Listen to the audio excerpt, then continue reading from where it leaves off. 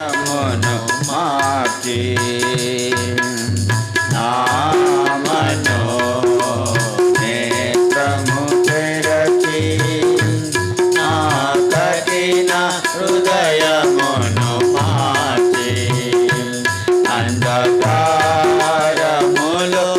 నేనుండా అంధకారములో నేనుండా వెదకి నన్ను రక్షించితివి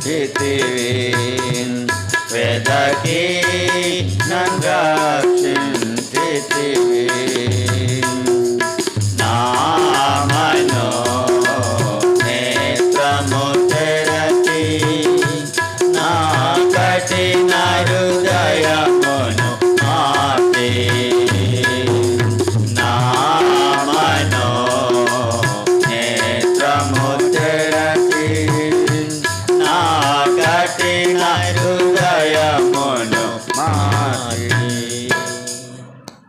పాట సంఖ్య 191. ఎప్పుడేమన్నా 191, కొన్ని పుస్తకాల్లో 189. ఓ అబ్రహాం, ఇస్సాకు, ఇశ్రాయేలీయులు.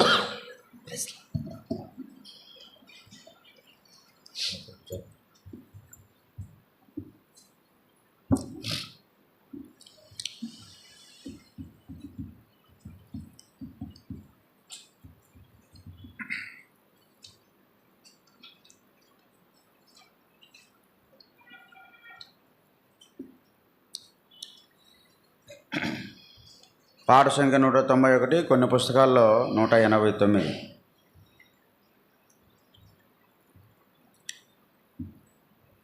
ఓ అబ్రహాం, ఇస్సాకు, మరి ఇశ్రాయేలు దేవా, నిత్య నివాసి నీవు. ఓ అబ్రహాం, ఇస్సాకు, మరి ఇశ్రాయేలు దేవా, నిత్య నివాసి నీవు.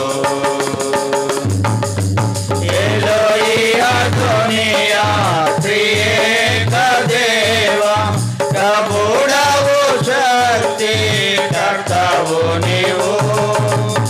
ఎలోహి అదోనియా, త్రియేక దేవా, ప్రభుడవు, సృష్టి కర్తవు నీవు. ఎల్లరి అద్భుత రక్షకుడవు, ఎల్లరి అద్భుత రక్షకుడవు. ఓ అబ్రహాం, ఇస్సాకు, మరి ఇశ్రాయేలు దేవా, నిత్య నివాసి నీవు. ఓ అబ్రహాం, ఇస్సాకు, మరి ఇశ్రాయేలు దేవా, నిత్య నివాసి నీవు. యెహోవా దేవా, ప్రభువుల ప్రభువా, రక్షణమిచ్చు దేవుడవు. యెహోవా దేవా, ప్రభువుల ప్రభువా, రక్షణమిచ్చు దేవుడవు. ఉన్నవాడవు, నీచుడవు, ఉన్నవాడవు, నీచుడవు. ఓ అబ్రహాం, ఇస్సాకు, మరి ఇశ్రాయేలు దేవా,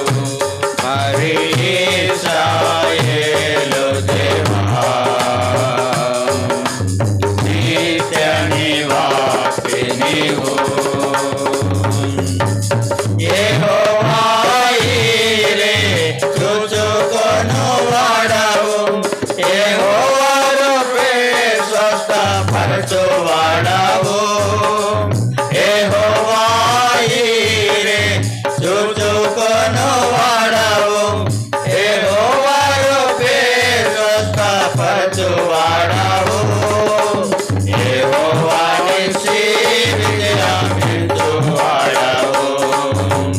యెహోవా నిస్సి విజయమిచ్చువాడవు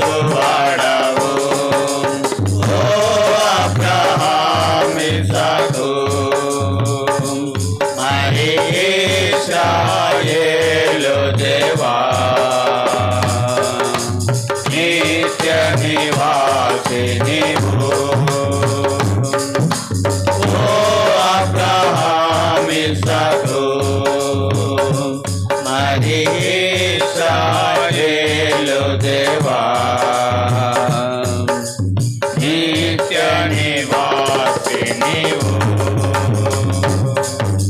యెహోవా కాదేశు స్తుతి చేయువాడవు యెహోవా షాలేము శాంతి కర్తవు యెహోవా కాదేశు స్తుతి చేయువాడవు యెహోవా షాలేము శాంతి కర్తవు యెహోవా చిత్తెను మానితియు నీవే యెహోవా చిత్తెను మానితియు నీవే ఓ అబ్రహాము ఇస్సాకు మరి ఇశ్రాయేలు దేవా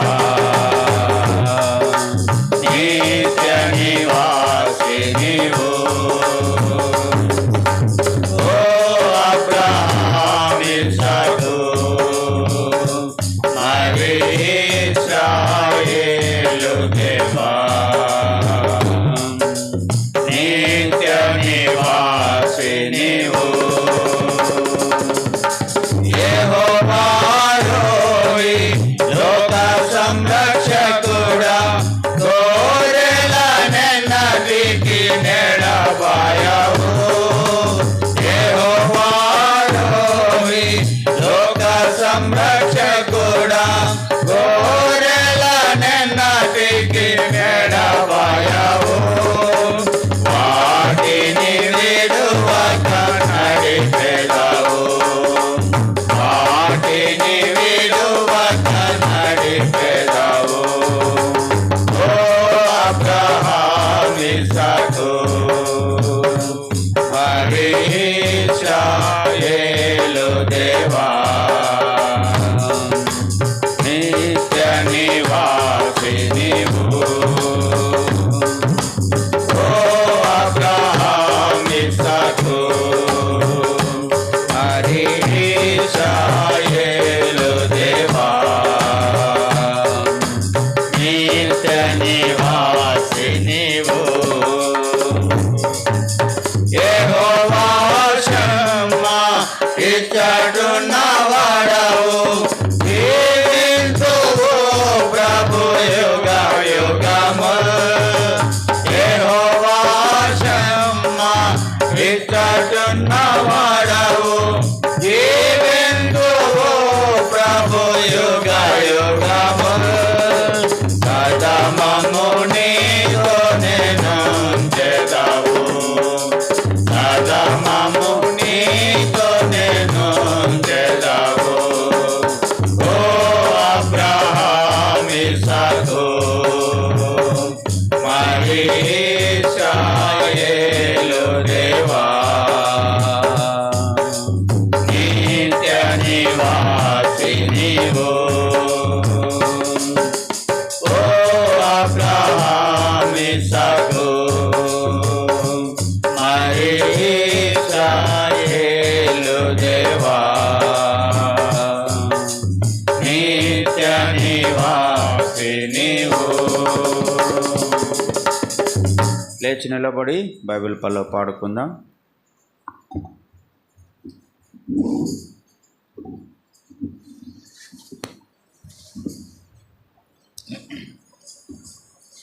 వరుసలో కూర్చోండి. యవనస్తులు ముందుకు రండి.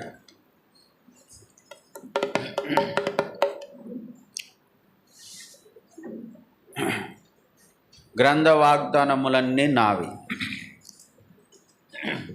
గ్రంథ వాగ్దానంబులన్నీ నావి. ప్రతి ప్రతి అధ్యాయము వరుస వచనము రాజ దివ్య ప్రేమ వాగ్దానములు గ్రంథ వాగ్దానములన్నీ నావి. Every promise in the book is mine. Every chapter, every verse, every line. All the blessings of His love divine. Every promise in the book is mine. దయతో కూర్చోండి. ప్రభును మనము ఆరాధించడానికి ముందుగా దేవుని యొక్క వాక్యంలో నుండి పేతురు రాసిన మొదటి పత్రిక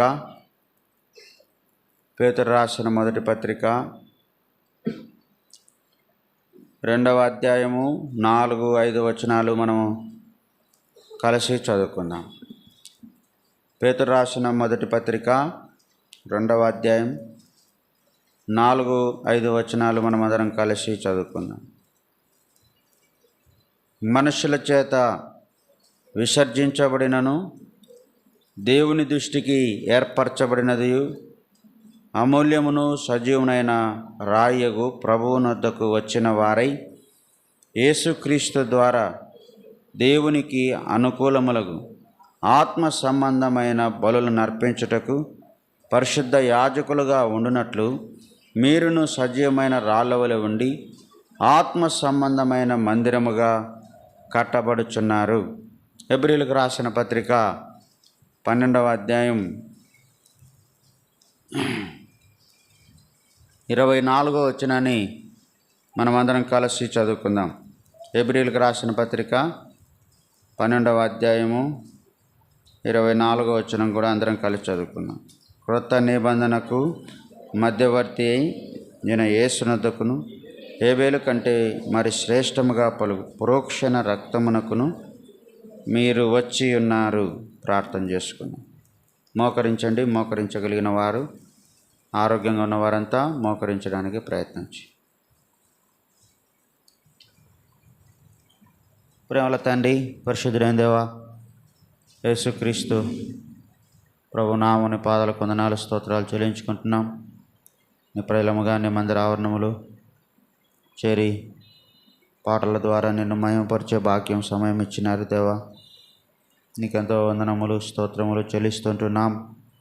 ప్రేమగల తండ్రి, నీ పిల్లలముగా నిన్ను ఆత్మతో సత్యముతో ఆరాధించుట కొరకై నీ ప్రజలముగా నీ మందిర ఆవరణం చేరి నీ వాక్యం చుట్టూ మేము చేరి వస్తుంటుండగా మీరే మాతో మాట్లాడారు. నీ వాక్యం ద్వారా మమ్మల్ని దర్శించి నీ వాక్యపు వెలుగిచ్చి నిన్ను గుర్తించి నిన్ను ఎరిగిన వారమై మా స్థితిని తెలుసుకున్న వారమై ఎటువంటి స్థితిలోనికి మేము తీసుకురాబడ్డామని గ్రహింపులోనికి వచ్చిన వారమై ప్రభువా నీ నామాన్ని గొప్ప చేయుటకు నిన్ను ఆరాధించుటకు మీరే సహాయించి సమయాన్ని దీవెనకరంగా చేయమని యేసు ప్రభువును అనుసరించి ప్రార్థించి వేడుకుంటున్నాం తండ్రి. ఆమేన్.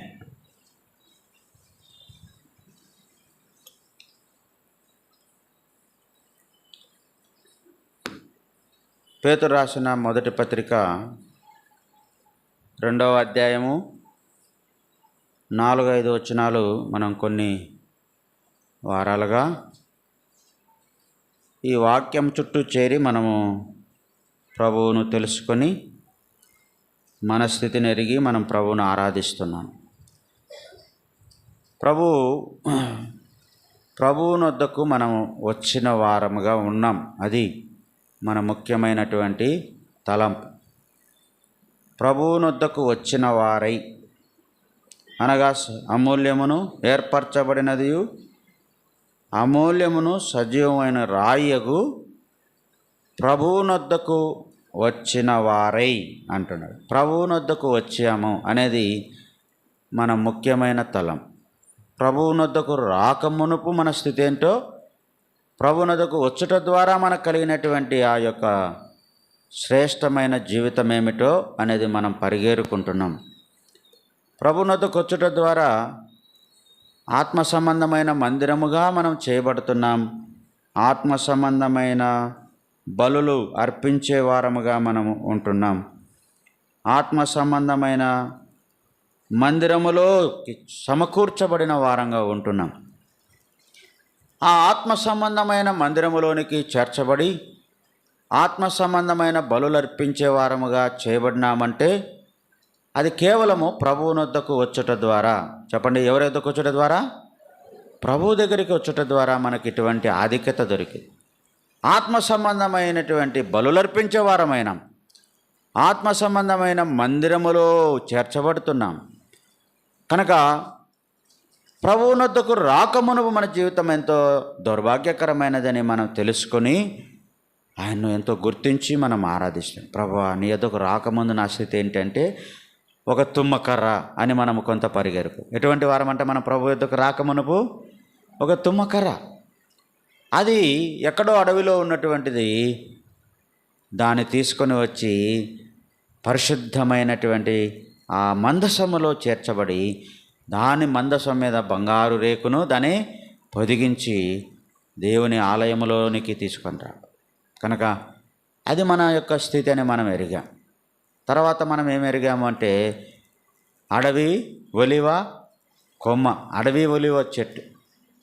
ఆ ఒలివ కొమ్మను ఎక్కడో అడవిలో ఉన్నటువంటి ఆ ఒలివ కొమ్మ తీసుకొని వచ్చి మంచి ఒలివ చెట్టులు అనగా దేవుని మందిరములో నాటబడిన ఒలివ చెట్టుగా మనల్ని దేవుడు అంటు కట్టాడు. ఆ చెట్టుకు ఏం చేశాడు మనల్ని చెప్పండి? దేవుని మందిరం అనేటువంటి ఆ నాటబడినటువంటి ఆ స్థితిలోనికి తీసుకొని రాబడ్డాం. దేవుని మందిరములో నాటబడిన వారమైనాం. దావీదు అన్నట్టుగా నేను దేవుని మందిరములో పచ్చని ఎటున్నామంట ఒలీవ చెట్టులాగా చేయబడం. అంటే ఎక్కడో ఉన్నటువంటి ఆ అడవి చెట్టును కొమ్మ నరికి తీసుకొని వచ్చి మంచి చెట్టుతో ఏం చేయబడింది? అది అంటు కట్టబడినట్టుగా మనం కట్టబడి ఆయన వద్దకు చేర్చబడ్డాం. ఆయన వద్దకు వచ్చుట ద్వారా పోయిన వారంలో మనము ఆయన వద్దకు వచ్చుట ద్వారా మనం ఇంకా ఏం చేయబడ్డాము అని చేశామంటే ఏమని చూసాం పోయిన వారం?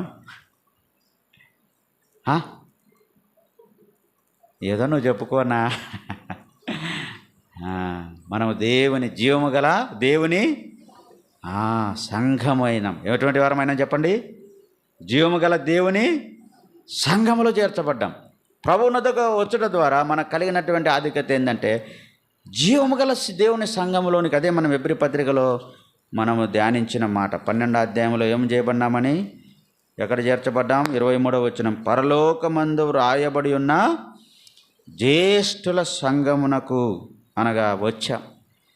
జ్యేష్ఠుల సంఘములో చేర్చబడ్డ ప్రభువునొద్దకు వచ్చుట ద్వారా, యేసుక్రీస్తు ప్రభువును అంగీకరించడం ద్వారా జ్యేష్ఠుల సంఘములు. ఆ సంఘం ఎటువంటి సంఘం అంటే అది మహిమగల సంఘమని, యేసు ప్రభు స్వరక్తమిచ్చి కొని సంపాదించిన సంఘమని, జీవముగల సంఘమని. కనుక ఆ సంఘములో మనము చేర్చబడి ఆ సంఘముతో మనం ఐక్యపరచబడి సంఘములో కలుసుకొని ఆ సంఘము ద్వారా ఒక దినాన ఎత్తబడేటువంటి సంఘములో నీవు నేను ఉంటున్నామనేది మనము జ్ఞాపకం చేసుకున్నాం. కనుకనే ఆ సంఘములోనికి చేర్చబడ్డాం. ఎక్కడికి చేర్చబడ్డాం చెప్పండి? జీవము గల దేవుని సంఘములోనికి వచ్చాం. ఆ దేవాలయం యొద్ద కూర్చున్న భిక్షగాడు, కుంటివాడు, కనుక నడవలేనివాడు ఎక్కడున్నాడు అంటే దేవాలయంకు వెలుపలున్నాడు. ప్రభును ఆరాధించేదానికి ఏమాత్రం లోపలికి రాలేని స్థితిలో బయట ఉన్నాడు. అయితే యేసుక్రీస్తు ప్రభు ద్వారా, ఆయన నామము ద్వారా ఆయన శిష్యులు మాయతో ఏమీ లేదు, మాకున్నదే నీకు ఇస్తున్నాం. ఏంటి మాకుంది అంటే యేసు నామములో లేచి నడు అని చెప్పినారు. వెంటనే వాడు లేచాడు, గంతులు వేశాడు. గంతులు వేయడం మాత్రం కాదు, వాడు ఎక్కడికి వచ్చాడు అనేది ప్రాముఖ్యమైనది. ఎక్కడికి వచ్చినాడు వాడు? కుంటివాడు గేటు బయట ఉన్నవాడు ఎక్కడికి వచ్చాడు ఇప్పుడు? అపోస్తల కార్యం 3వ అధ్యాయంలో వాడు దేవాలయంలోనికి తీసుకొని రాబడి ప్రభువును ఆరాధించేవాడుగా ఉన్నాడు. చూడండి 3వ అధ్యాయం 8వ వచనం అందరం కలిసి చదువుదాం. బిగ్గరగా చదవండి. చదువు వచ్చిన వారు దేవుని వాక్యాన్ని మనం చదివితే మనకెంతో ఆశీర్వాదం. తీసుకోండి.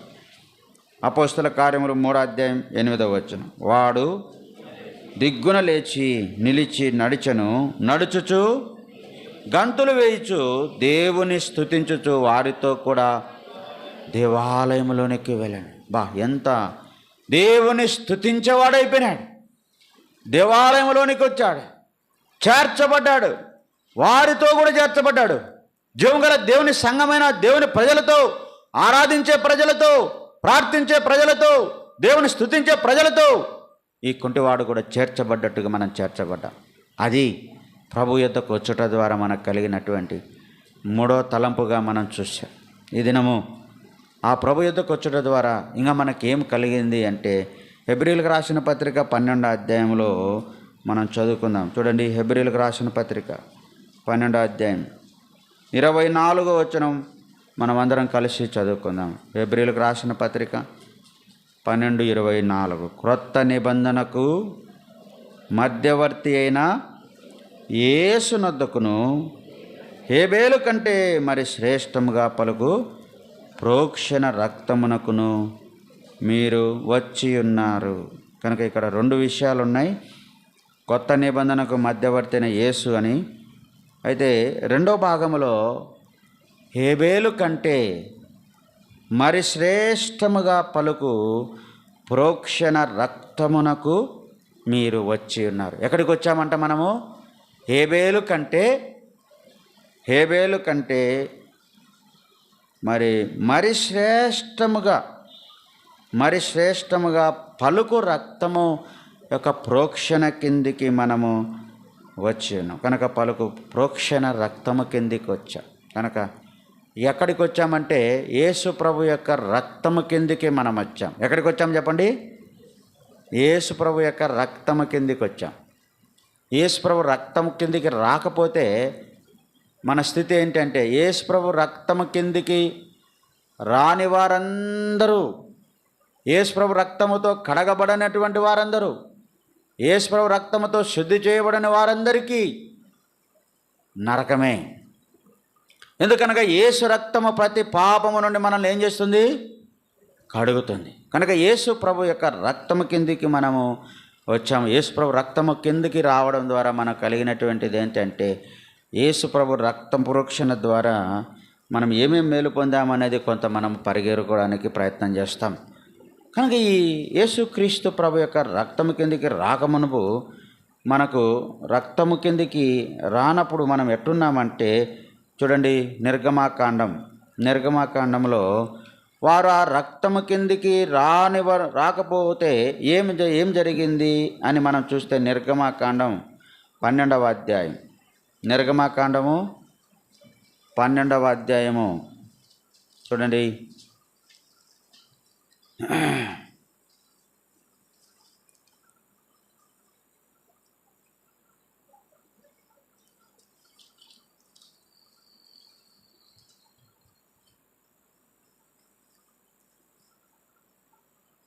ఇరవై 29వ వచనం. నిర్గమాకాండం 12వ అధ్యాయం 29. బిగ్గరగా అందరము కలిసి చదువుదాం. కొంత అర్థపూర్వకంగా చదువుదామా? చదవండి. అర్ధరాత్రి వేళ జరిగినదేమనగా, సింహాసనం మీద కూర్చున్న ఫరో మొదలుకొని చెరసాలలో ఉన్న ఖైదీ యొక్క తొలిపిల్ల వరకు ఐగుప్తు దేశమందలి తొలిపిల్లలందరినీ, పశువుల తొలిపిల్లలన్నిటినీ యెహోవా హతము చేసెను. ఆ రాత్రి ఫరోయు అతని సేవకులను ఐగుప్తులందరూ లేచినప్పుడు శవము లేని ఇల్లు ఒకటైనను లేకపోయినందున ఐగుప్తులో మహాఘోష పుట్టెను. ఏ ఇంటి మీద అయితే రక్తం ఉందో ఆ ఇల్లు ఏం చేయబడ్డాయి అని అంటే, ఆ రక్తమును చూచి సంహారకుడు దాటి వెళుతాడు. చూడండి, ఎక్కడే రాయబడింది? 13వ వచనం, 12వ అధ్యాయం 13వ వచనం. మీరున్న ఇండ్ల మీద ఆ రక్తము మీకు గుర్తుగా ఉండును. నేను ఆ రక్తము చూచి మిమ్మును నశింపచేయక దాటిపోయేదను. నేను ఐగుప్తు దేశమును పాడు చేయకుండా మిమ్మును సంహరించుటకు తెగులు మీ మీదికి. కనుక ఇప్పుడు మనకు దీన్ని బట్టి అర్థమయ్యేది ఏంటంటే, యేసు ప్రభు యొక్క రక్తము కిందికి మనం రాకపోతే యేసుప్రభు రక్తము చేత కడగబడకపోతే హేబేలు కంటే మరి శ్రేష్టముగా పలుకు రక్తము కిందికి మనము చేర్చబడకపోతే, ఆ యేసునొద్దకు ఆ రక్తము కార్చిన యేసుప్రభు దగ్గరికి మనం రాకపోతే మనం ఏం చేయబడేవారం అంటే, ఆనాడు ఐగుప్తులో ఉన్నటువంటి ఫరో సింహాసనం మీద కూర్చున్న ఫరో యొక్క ఇంటి మొదలుకొని దాసుడైనటువంటి వాని ఖైదీ యొక్క ఇంటి వరకు, చెరసాలలో ఉన్న ఖైదీ ఇంటి వరకు, సింహాసనం మీద ఉన్న రాజు ఇంటి నుండి ఖైదీగా ఉన్నటువంటి చెరసాలలో ఉన్న ఖైదీ ఇంటి వరకు ప్రతి ఇంటిలో మహాఘోష, మహా దుఃఖము, ఏడ్పు, మరణము అక్కడ సంభవించినట్టుగా మనం చూస్తాం. ఎవరైతే గొర్రెపిల్ల రక్తము వారి ఇండ్ల మీద పూయబడిందో, ఎవరి యొక్క అడ్డుకర్ర మీద, నిలువు కర్రల మీద, పై అడ్డుకర్ర మీద, నిలువ కమ్మల మీద, దాలబంధం మీద ఆ రక్తము పూయబడిందో, ఆ ఇండ్లు ఏం చేయబడినాయి అంటున్నాడంటే ఇక్కడ, ఆ రక్తము మీ మీద గుర్తుగా ఉండును, ఆ రక్తము చూచి మిమ్మల్ని నశింపచేయను, నేను దాటిపోయేదను, సంహారకుడు మీ ఇంట్లోకి రాడు, తెగులు మీ ఇంట్లోకి రాదు. ఆ రక్తము తెగులు రాకుండా, సంహారకుడు రాకుండా, మరి నాశనము కలగకుండా, మరణము కలగకుండా ఆ రక్తము ఏ ఇంటి మీద అయితే ఉంటుందో ఆ ఇల్లు కాపాడబడినట్టుగానే ఎవరైతే యేసుక్రీస్తు ప్రభు యొక్క రక్తము కిందికి, అనగా హేబేలు కంటే మరి శ్రేష్టముగా పలుకు ప్రోక్షణ రక్తము కిందికి ఎవరైతే వచ్చారో అలాంటి వారికి నాశనము లేదు, నరకము లేదు, రెండవ మరణము లేదు. కనుక ఆ ఏడుపు లేదు, పండ్లు కొరుకుట లేదు, దుఃఖము లేదు, యుగ యుగాలు అగ్నిగుండములో అరిసేటువంటి ఆ బాధ లేదు. ఎవరైతే ఆ రక్తము చేతికి కిందికి వచ్చారో, ఆ రక్తము చేత కడగబడ్డారో, ఆ రక్తము చేత శుద్ధి చేయబడ్డారో వారందరికీ విడుదల, పాపక్షమాపణ కలుగుతాం. అందుకే ఆ రక్తము గురించి దేవుని వాక్యం ఎటువంటి రక్తం అని మనకు జ్ఞాపకం చేయబడతా ఉందంటే, పేతురు రాసిన మొదటి పత్రిక 1వ అధ్యాయం 18-19 వచనాలు చూడండి. ఆ రక్తం ఎటువంటి రక్తమో, అంతగా మనల్ని సంరక్షించి ఆ నరకము నుండి తప్పించేటువంటి హేబేలు కంటే, మొట్టమొదట రక్తము చిందించబడిన హేబేలు, తన అన్నయ్యన కయీను ద్వారా చంపబడిన హేబేలు, నీతిమంతుడైన హేబేలు రక్తము కంటే కూడా యేసుక్రీస్తు ప్రభు యొక్క రక్తము కిందకి మనం వచ్చాము గనక, ఆ రక్తం ఎలాంటిది అని అంటే, పేతురు రాసిన మొదటి పత్రిక 18-19 అందరం కలిసి చదువుకుందాం. 18-19 పితృపారంపర్యమైన మీ వ్యర్థ ప్రవర్తన విడిచిపెట్టినట్లుగా వెండి బంగారముల వంటి క్షయవస్తువుల చేత మీరు విమోచింపబడలేదు, కానీ అమూల్యమైన రక్తము చేత, అనగా నిర్దోషమును నిష్కలంకమును గొర్రె పిల్ల వంటి క్రీస్తు రక్తము చేత మీరు విమోచింపబడతారని మీరు ఎరుగుదురు కదా. పేతురు ఆయన రాస్తూ ఏమంటున్నాడంటే, అమూల్యమైన రక్తము కిందికి మీరు వచ్చారు, నిర్దోషమైన నిష్కలంకమైన గొర్రె పిల్ల వంటి ఆ క్రీస్తు రక్తము కిందికి మీరు వచ్చారు. ఆ రక్తం ఎలాంటిదంటే అమూల్యమైనది, అంటే ఇంతని వెల చెల్లించలేనిది, ఇంతని మనం డబ్బు కట్టి ఆ రక్తమును ప్రోక్షించుకునేది కాదు. యేసుక్రీస్తు ప్రభువారు 2025 సంవత్సరాల క్రితం ఈ లోకంలో జన్మించి 33.5 సంవత్సరం ఆయన జీవించి తన యవ్వన రక్తమును నీ కొరకు, నా కొరకు, సర్వలోకములో ఉన్న మానవాళందరి పాపముల కొరకు తన అమూల్యమైన రక్తము యావత్ మానవాళందరి కొరకై ఒక్కసారి శిలువలో ఆయన బలి అర్పించుకొని తన రక్తాన్ని చిందించాడు.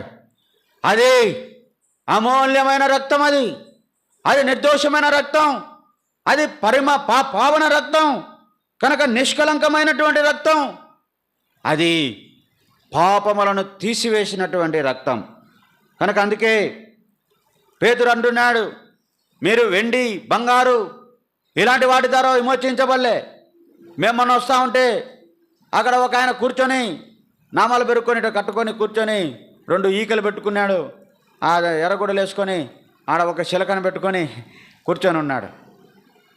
ఆ రిమ్స్ నుంచి వస్తూ ఉంటే ఆడ శిల్పారామం కాడ చూసాము. ఓయమ్మ ఏంది ఆయన దగ్గర ఎవరు కూర్చున్నారంటే ఎంతో చదువుకున్న వారు, ధనవంతులు చెప్పులు ఇప్పేసి ఆ మట్టిలో ఆయన దగ్గర మోకాళ్ళ మీద కూర్చొని ఉంటే మేము అనుకున్నాం అరే వీళ్ళకు విమోచించబడాలి, బాగుపడాలి, జీవితాలు బాగుపడాలి, మేము దీవించబడాలి, మాకు మనశ్శాంతి కావాలి, మా భవిష్యత్తు ఏమిటి, మా యొక్క పరిస్థితి ఏమిటి అని తెలుసుకోవాలని ఎంత తపన, ఎంత ఆశ ఉంది. అయితే వారు అక్కడ అతనికి ఏదో ఇంత డబ్బులు ఇచ్చి ఆ చిలక చెప్పేటువంటి జోష్యమో లేకపోతే వాళ్ళు చేయి చూసి చెప్పేటువంటి వాటి ద్వారా వారికి ఏమన్నా విమోచన కలుగుతుందా, విడుదల కలుగుతుందా, మేలు కలుగుతుందా? వాళ్ళని చూస్తే మాకు చాలా జాలేసింది. అరే ఇంత ధనవంతులయ్యండి కూడా ఒక విద్య లేని పామరుడు, వాడు విద్య లేని పామరుడే వాస్తవంగా. ఏం తెలుసు? వాని భవిష్యత్తే వానికి తెలియదు. నీ భవిష్యత్తు చెప్తానని ఆడ కూర్చుంటే వానికి డబ్బులు ఇచ్చి, వెల ఇచ్చి, డబ్బులు ఇచ్చి విమోచించబడాలని, క్షేమం పొందాలని, నెమ్మది పొందాలని చూస్తున్నారే. అయితే మనకు ఎటువంటి భాగ్యం దొరికింది? ఈ అమూల్యమైన వెండి బంగారు వంటి వెండి ఇచ్చి, బంగారు ఇచ్చి, లేకపోతే ఈ క్షేమైపోయేటువంటి ఏ వస్తువు ఇచ్చి కూడా ఆ విమోచన పొందలేము. అందుకే యేసుక్రీస్తు ప్రభు రక్తం ద్వారా, అనగా అమూల్యమును, నిర్దోషమును, నిష్కలంకమైన గొర్రెపిల్ల వంటి ఆ క్రీస్తు రక్తము కిందికి వచ్చడం ద్వారా మనకెంత మేలు దొరికింది, ఎంత మేలు దొరికింది. ఆ రక్తము కిందికి మనము చేర్చబడ అమూల్యమైన రక్తం అది. రెండవదిగా చూడండి, ఆ రక్తం ఎటువంటిదంటే మత్తయి సువార్త 26వ అధ్యాయం 28వ వచనం. మత్తయి సువార్త 26వ అధ్యాయం 28వ వచనం అందరం కలిసి చదువుకుందాం.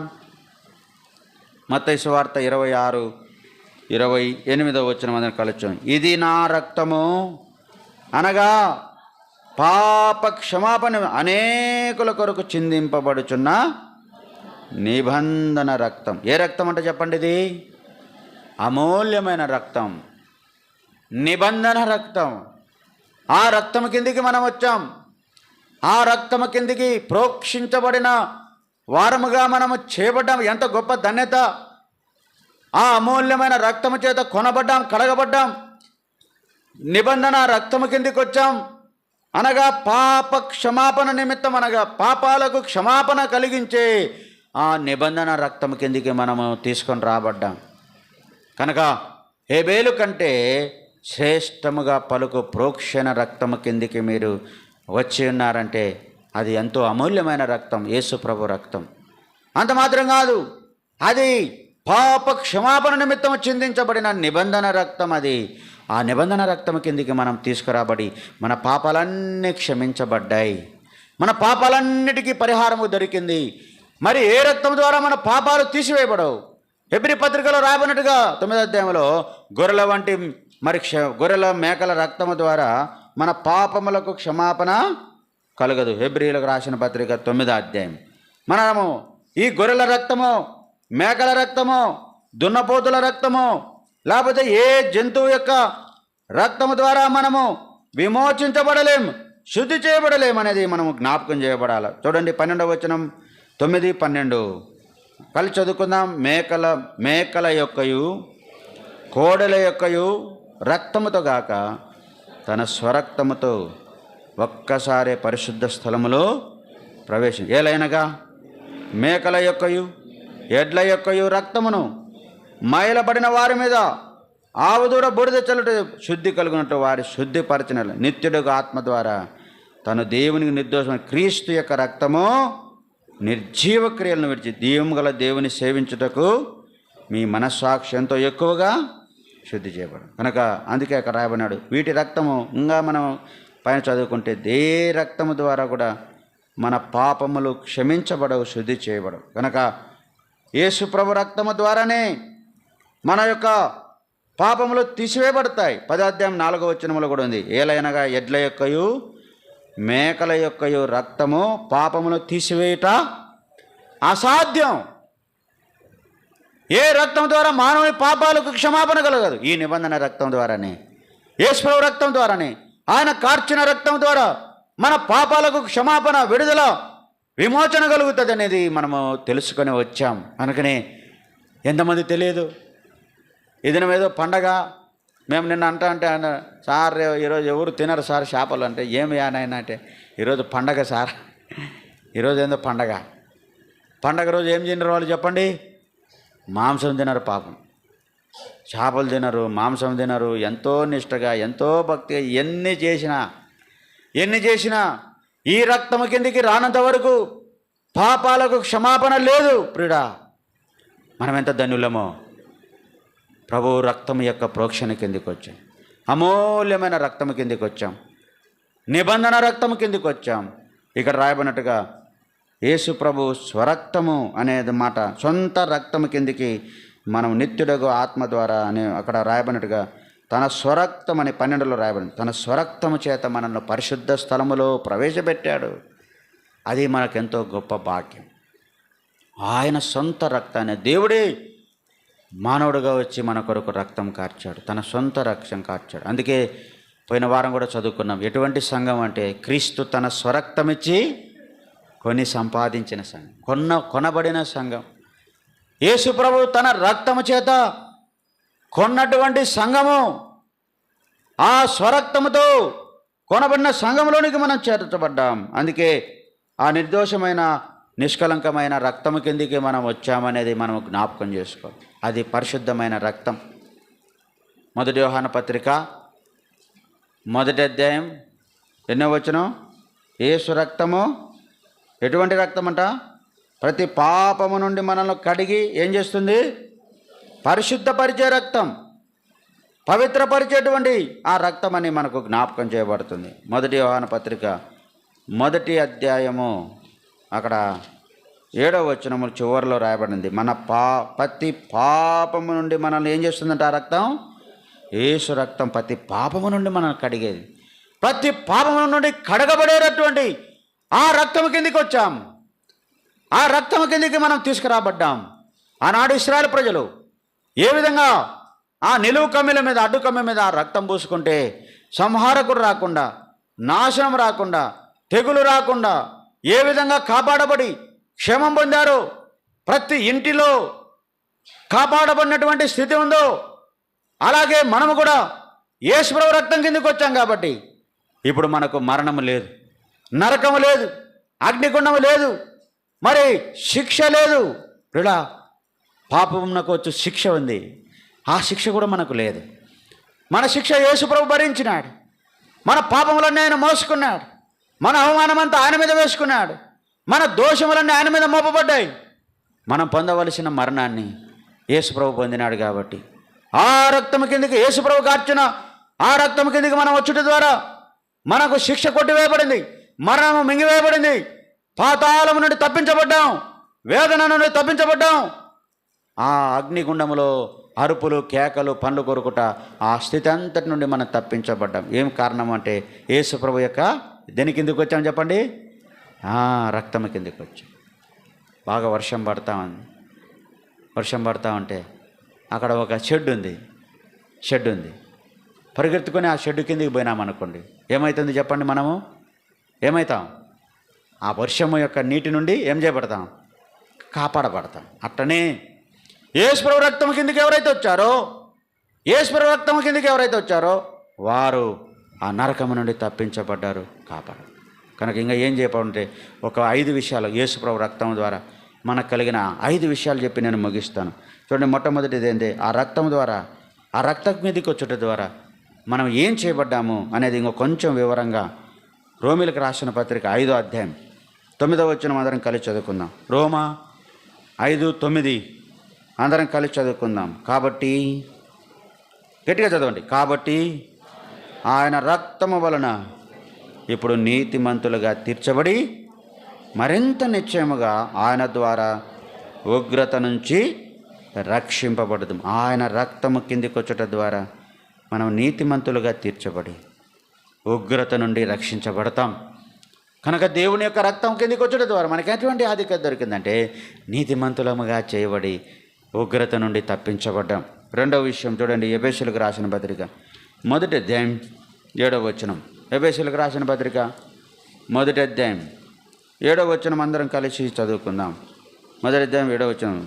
దేవుని కృపా మహదేశ్వరమును బట్టి ఆ ప్రియునియందు ఆయన రక్తము వలన మనకు విమోచనము, అనగా మన అపరాధములకు క్షమాపణ మనకు కలిగి ఉన్నది. ఆ రక్తము ద్వారా మనకేం కలిగిందంటే విమోచనము, లేకపోతే అపరాధములకు ఏం దొరికిందంట? క్షమాపణ. ఆ రక్తం ద్వారా నీతిమంతులుగా చేయబడ్డా, ఉగ్రత నుండి తప్పించబడ్డా, ఆ రక్తం ద్వారా విమోచించబడి మన అపరాధములన్నిటికీ క్షమాపణ మనకు దొరికింది. మూడవదిగా అక్కడే 2వ అధ్యాయం 13వ వచనం, ఎఫెసీయులకు రాసిన పత్రిక 2వ అధ్యాయం 13వ వచనం కలిసి చదువుకుందామా? ఆయనను మునుపు దూరస్తులైన మీరు ఇప్పుడు క్రీస్తు యేసునందు క్రీస్తు రక్తం వలన సమీపస్తులైనారు. కనుక క్రీస్తు రక్తము వలన ఇప్పుడు ఏం చేయబడినామంటే చెప్పండి. ఇక ఎక్కడో దూరస్తులమైన మనం క్రీస్తు రక్తం వల్ల సమీపస్తులుగా చేయబడ్డాం, దేవునికి ఎంతో సమీపంగా తీసుకురాబడ్డాం. ఒకప్పుడు దూరంగా ఉన్నాం, అది 3వ సంగతి. 4వ సంగతి హెబ్రీయులకు రాసిన పత్రిక 10వ అధ్యాయం 19వ వచనం. హెబ్రీయులకు రాసిన పత్రిక 10వ అధ్యాయం 19వ వచనం అందరం కలిసి చదువుకుందామా? అందరం కలిసి చదువు. 2 కలిసి ఉన్నాయి, 19, 20 కలిసి చదువుకుందాం. సహోదరులారా, యేసు మన కొరకు ప్రతిష్ఠించిన మార్గం అనగా నూతనమైనది, జీవము గలది అనగా ఆయన శరీరం ద్వారా ఏర్పడిన మార్గమున ఆయన రక్తము వలన పరిశుద్ధ స్థలమునందు ప్రవేశించుటకు మనకు ధైర్యము కలిగింది. ఆయన రక్తము కిందికి వచ్చట ద్వారా మనకు పరిశుద్ధ స్థలములోనికి వెళ్ళే భాగ్యం, పరిశుద్ధ స్థలమును సమీపించేటువంటి భాగ్యం మనకు కలిగిందని ధైర్యముగా ఆయన రక్తము యొక్క ప్రోక్షణ కిందికి వచ్చే ద్వారా పరిశుద్ధ స్థలంలోకి వెళ్ళిపోవచ్చు. ఇప్పుడు అబ్బా తండ్రి అని డైరెక్ట్గా వెళ్ళిపోతున్నాం. ఎక్కడికి? పరలోకానికి. ఇక్కడ కూర్చుండి పరలోకాన్ని సమీపిస్తున్నాం, సింహాసనాన్ని సమీపిస్తున్నాం, ఆయనతో సంభాషించే వారమైనాం, ఆయన ఆరాధించే వారమైనాం. ఆయన రక్తము యొక్క ప్రోక్షణ ద్వారా మనకు కలిగినటువంటి ఆ ఆధిక్యత ఉండే పరిశుద్ధ స్థలంలోనికి డైరెక్ట్గా ప్రవేశం. అబ్బా, ఇది 4వ విషయం. మొదటిదేంది? ఆయన రక్తము ద్వారా ఏం చేయబడ్డాము? నీతిమంతులుగా చేయబడి ఉగ్రత నుండి తప్పించబడ్డాం. 2వది, ఆయన రక్తము ద్వారా మనము ఏం చేయబడ్డాము? ఏం చేయబడ్డామన్నా?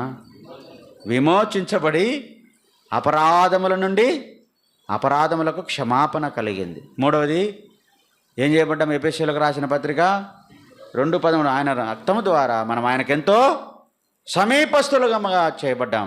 4వది ఆయన రక్తము ద్వారా పరిశుద్ధ స్థలములోనికి ఏం దొరికిందంటే మనకు ప్రవేశం దొరికింది. చివరిదిగా 5వదిగా కొలస్సీలకు రాసిన పత్రిక 1వ అధ్యాయం 19వ వచనం. కొలస్సీ 1వ అధ్యాయం 19వ వచనం అందరం 19, 20 కలిసి చదువుకుందాం. 19 ఆయన యందు సర్వసంపూర్ణత నివసింపవలెనని ఆయన శిలువ రక్తము చేత సంధి చేసి ఆయన ద్వారా సమస్తమును, అవి భూలోకమందునను పరలోకమందునను వాటన్నిటినీ ఆయన ద్వారా తనతో సమాధానపరుచుకునవలనని తండ్రికి అభిష్టమైంది. ఆ రక్తము ద్వారా మనం ఏం చేయబడుతున్నామంటే సమాధానపరచబడి సంధి చేయబడుతున్నాం. సంధి చేయబడి ఏమవుతున్నామంట? సమాధానపరచబడుతున్నాం. ఆ రక్తము కిందికి వచ్చడం ద్వారా ప్రభువైన యేసుక్రీస్తు రక్తము మనల్ని సమాధానపరిచింది, దేవునితో సమాధానం దొరికింది. కనుక ఈ 5 అంతల అనుభవం మనకు ఎలాగ దొరికింది అంటే హేబేలు కంటే శ్రేష్టముగా పలుకు ప్రోక్షణ రక్తము కిందికి మనము వచ్చి ఉన్నాం. ఆ రక్తము కిందికి వచ్చడం ద్వారా ఆనాడు నిర్గమకాండం 12వ అధ్యాయంలో ఐగుప్తులో ఉన్నటువంటి ఇశ్రాయేలు ఎన్లోకు రక్తమును చూచి సంహారకుడు ఆ దూత తెగులు ఆ ఇంటిలో ప్రవేశించకుండా ఎలాగున మరణము నుండి కాపాడబడ్డారు. అలాగే యేసుప్రభు రక్తం కిందికి వచ్చడం ద్వారా మనము కూడా కాపాడబడి నీతిమంతులుగా తీర్చబడి ఉగ్రత నుండి తప్పించబడి ఆయన రక్తము ద్వారా మనము మన అపరాధములకు క్షమాపణ కలిగి ఆయన రక్తం ద్వారా మనము దేవుని యొద్దకు సమాధానపడి సమీపస్తులుగా చేయబడి ఆయన రక్తం ద్వారా పరిశుద్ధ స్థలములోనికి ప్రవేశం కలిగి ఆయన రక్తం ద్వారా మనం సమాధానపరచబడి సంధి చేయబడినటువంటి వారంగా ఆయన యొద్దకు వచ్చాం. ఇంతగా ప్రభు దగ్గరికి రాగలుగుటకు యేసుప్రభు రక్తం మనకు కారణమే. అందుకే ఆ రక్తము కిందికి వచ్చాం. అందుకే యేసుని వద్దకు వచ్చిన వారై ఆ రక్తము కిందికి వచ్చడం ద్వారా ఇంత ఆధిక్యత మనకు దొరికింది. మరణం తప్పించబడింది, పాతాళమును తప్పించబడి, మరణము, నరకము, అగ్నిగుండము, వేదన, బాధ అన్నీ తీసివేయబడి దేవుని యొద్దకు వచ్చాం. పరిశుద్ధ స్థలంలోనికి ప్రవేశించే వారమైనాం. ఆ రక్తం ద్వారా ఉగ్రత నుండి తప్పించబడుతున్నాం. దేవునితో సమాధానపరచబడి దేవునికి సమీపస్థులమైన దేవుని ప్రజలముగా చేయబడ్డాం. అందుకే దేవుని యొక్క ఇంటిలో మనం చేరి వచ్చి ఆయన ఆరాధించేటువంటి గుంపులో మనం చేర్చబడినాం గనక ఉదయకాలం అటువంటి స్థితిలోనికి తీసుకురాబడిన నీవు నేను ప్రభుని ఆరాధించకుండా మౌనముగా ఉండక, ప్రభువా నీ రక్తము కిందికి వచ్చుట ద్వారా ఎంత కాపుదల, ఎంత భద్రత, ఎంత సంరక్షణ, ఎంత దీవెన, ఎటువంటి స్థితి నాకు కలిగించినావు ప్రభువా. ఎక్కడున్నాను? ఐగుప్తులో ఆ బానిసత్వములో ఉన్నట్టుగా నేను కూడా ఉన్నాను ప్రభువా. అయితే నువ్వు నన్ను రక్షించావు. వారితో పాటు లోకముతో పాటు నశించిపోకుండా, లోకముతో పాటు నాశనానికి, నరకానికి వెళ్ళకుండా నన్ను విమోచించి రక్షించినవు తండ్రి. కేవలం అది నీ రక్తమును బట్టి, నీ రక్తము యొద్దకు వచ్చట ద్వారా, నీ రక్తం యొక్క ప్రోక్షణ కిందికి వచ్చట ద్వారా నాకు కలిగినటువంటి ఈ మేలులను బట్టి నీకెంత వందనాలని ప్రభును మనం ఆరాధిస్తాం. లేచి నిలబడి ఒక పాట పాడుతుండగా మన ఆరాధన సమయంలో మరి బయటికి వెళ్ళేవారు ఇప్పుడే పోండి, ఇప్పుడే వెళ్ళండి. పాట పాడేటప్పుడే మధ్యలో తిరగకండి. మీకు ఎన్నిసార్లు చెప్పినా కూడా కొంతమంది వారికి చెవులకి రావడం లేదు. యవనస్తులు ముందుకు రండి, యవనస్తులు ముందుకు రండి. పెద్దవాళ్ళు కొంచెం వెనక్కి జరుపుకోండి. యవనస్తులు ముందుకు వచ్చి రండి, రామారా. యవనస్తులు వెనకలు కూర్చోకూడదు, ముందుకు వచ్చేయాల. లైన్గా కూర్చోండి, వరుసలో కూర్చోండి.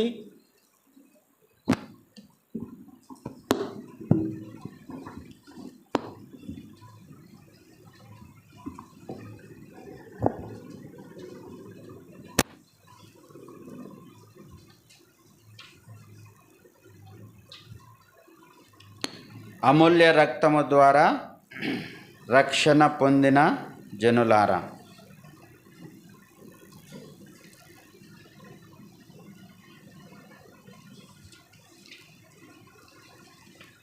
చూడండి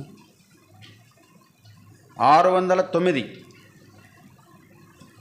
నేను చిన్నప్పుడు బేర్షబాకి వెళ్తే పాట పాడుతూ ఉంటే ఎంత ఉజ్జీవంగా పరలోకం ఉండేట్టుండేది. బిగ్గరగా పాడాల. సంఘం పాడితేనే ప్రభు మహిమపరచబడతాడు. మనం నోరు మూసుకొని ఉంటారు కొంతమంది. పాటల బుక్కులు కూడా తెచ్చుకోండి, లేకపోతే కొనుక్కోండి. పాటలు పాడాల కాబట్టి గట్టిగా పాడాల. మనం జేసీరావు అంకులు చూస్తే ఆయనకు 80 ఏళ్ళు పైన ఉన్నాయి. ఆయన చూస్తే మాకే సిగ్గు అయిపోతా ఉంది. అరే ఇంత ముసలాయన ఏమి ఉద్యోగంగా పాడతాడు, ఎంత ఘనంగా పాడతాడు, ఎంత సంతోషంగా పాడతాడేనా అనిపించింది. కనుక పాటలు పాడాల. కనుక పాడడానికి ప్రయత్నం చేయండి, గట్టిగా పాడండి. 609 కొన్ని పుస్తకాల్లో 596. ఇది మొదటి 3 చరణాలు, 5వ చరణం పాడుకుందాం. మొదటి 3 చరణాలు, మొదటి 2 చరణాలు, 5వ చరణం పాడుకుందాం. 5 చివరి చరణం కూడా బాగా. మొదటి 2, 5, 7 పాడుకుందాం.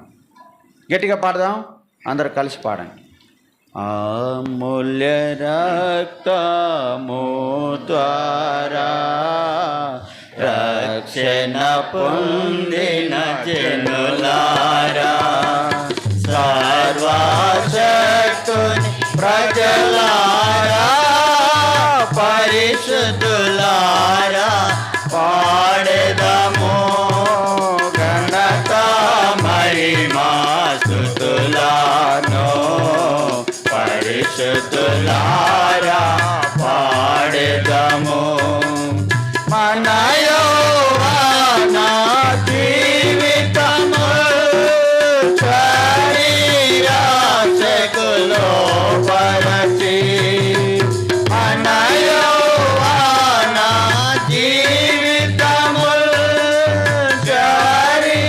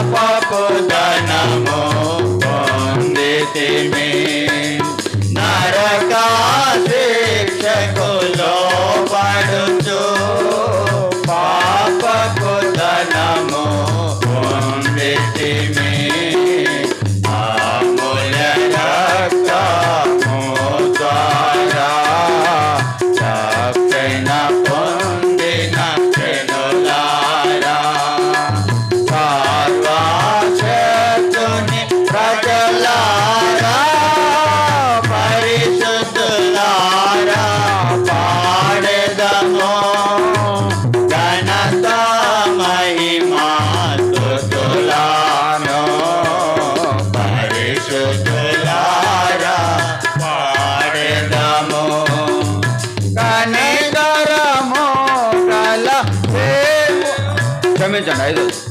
తన రక్తధారలలో మన పాపములను కడిగి, తన రక్తధారలలో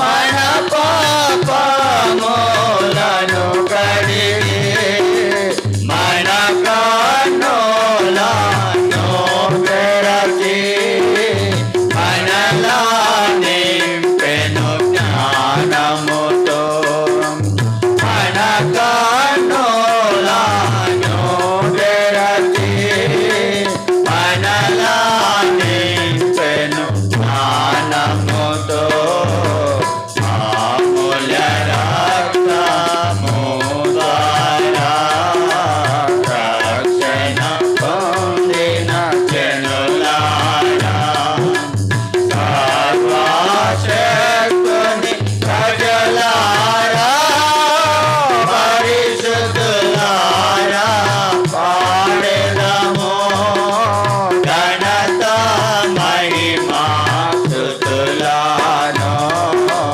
పరిశుద్ధులారా, పాడెదము మన రక్షకుని స్తుతించెదము, మనలను చేసెను ధన్యులుగా, మన రక్షకుని స్తుతించెదము, మనలను చేసెను ధన్యులుగా, మన దేవుని కీర్తించెదము, బ్రహ్మపాద శరీరములను మన దేవుని కీర్తించెదము, ఆత్మ ప్రాణ శరీరములను అమూల్య రక్తము ద్వారా రక్షణ పొందిన జనులారా, సర్వశక్తుని ప్రజలారా, పరిశుద్ధులారా, పాడెదము ఘనత మహిమా స్తుతులను, పరిశుద్ధులారా, పాడెదము. మోకరించండి, కళ్ళు మూసుకోండి. ఇదెంతో గంభీరమైన సమయం, ప్రభువును కలుసుకునే సమయం. హృదయంలో ప్రభువును స్తుతించుచు, తలపోసుకుంటూ, ప్రభువు రక్తం ద్వారా మనకు కలిగినటువంటి ఆ మేలులను జ్ఞాపకం చేసుకుంటూ ప్రభువుకు మన జిహ్వాఫలం అర్పించే సమయం. కాబట్టి వినయముతో భయభక్తులతో కూర్చోండి. దేవుని సన్నిధిలో మనం ఎంత భయభక్తులతో ఉన్నామో అనేది దేవుడు చూస్తాడు. మనుషులు చూసేది కాదు. సేవకుడు చూస్తున్నాడనో వాళ్ళు చూస్తాను ఇల్లు చూస్తాను కాదు, కానీ నా ప్రభువు నన్ను చూస్తున్నాడు, నా కొరకు ఎంత క్రయం చెల్లించాడు, ఎంత రక్తం కార్చాడు, ఎటువంటి విలువైన రక్తం కార్చాడు. ఆ అమూల్యమైన రక్తం కిందికి వచ్చేట ద్వారా నేను ఎంత క్షేమస్థితిని పొందాను, ఎంతగా నేను నీతిమంతుని తీర్చబడి, ఎంత సమాధానపరచబడి, ఎంతగా దేవుని సన్నిధిలో ప్రవేశించి, అతి పరిశుద్ధ స్థలంలోనికి ప్రవేశించి ఆయన మరి సమాధాన స్థితి కలిగి జీవించే భాగ్యం ఇచ్చాడు కదా.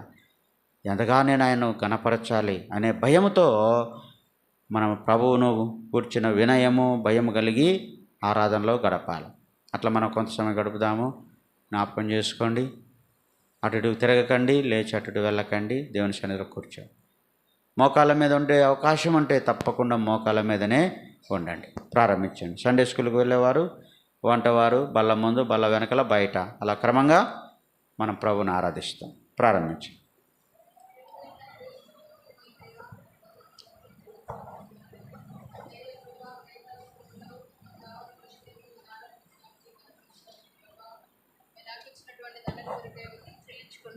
దయగలిగిన తండ్రి, గడిచిన వారం అంతా కూడా మీరు కాపాడి భద్రపరిచి, దయగల ప్రభా నీ కాపుదల్లో నీ భద్రతలను మీరు భద్రపరిచినందుకే వందనం చెల్లించుకుంటున్నాను.